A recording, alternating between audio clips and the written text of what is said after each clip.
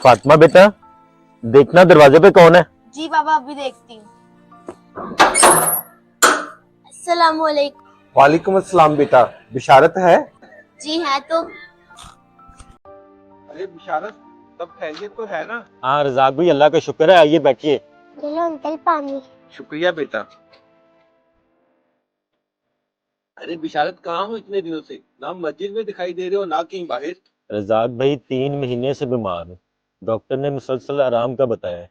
ना ही काम पे गया हूँ ना ही कहीं बाहर। भाई खाना पीना, नमाज पढ़ना और बाकी के सब काम इसी पलंग पे ही हो रहे हैं। और बिशारत भाई, घर का खर्चा कैसे चल रहा है? रजाक भाई, घर का खर्चा और मेरी दवाइयों का खर्चा सब मेरी बेटियां ही देख रही हैं। पर बिशारत भाई, फिर भी बेटे की कमी तो महसूस होती होगी आपको।